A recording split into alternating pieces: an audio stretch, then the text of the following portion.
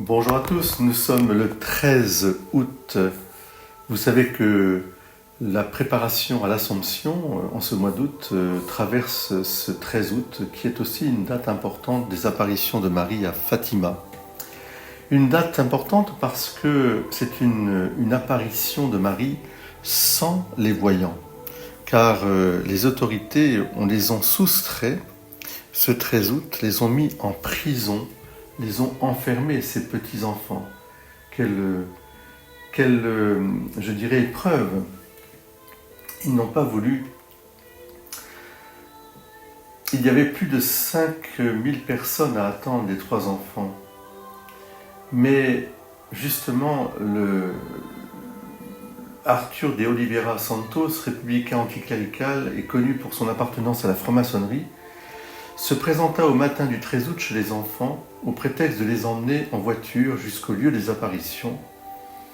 Et devant leur refus, il les fait aller chez le curé du village avec lequel il les soumet à un nouvel interrogatoire, à la fin duquel il oblige les enfants à monter en voiture avec lui. Au moment de prendre le chemin de la Cova d'Airia, il change brusquement de direction et prend la route de la ville.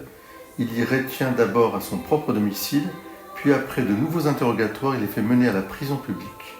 Il les gardera 2 jours.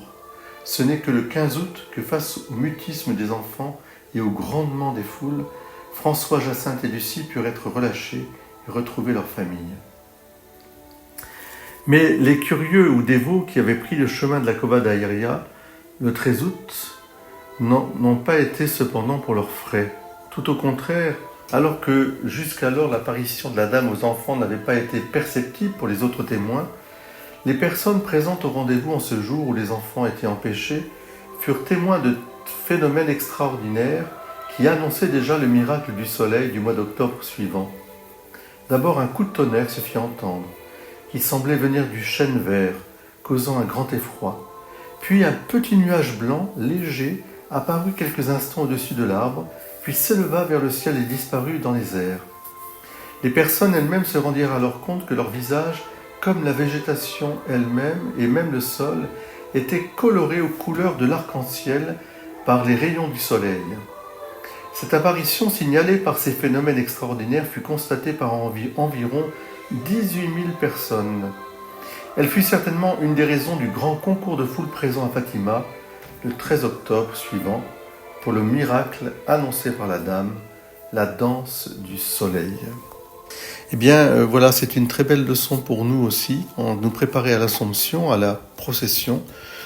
Ne nous laissons pas compter, la Vierge Marie est toujours présente, elle est toujours là, elle n'abandonnera jamais aucun de ses enfants. Merci Marie.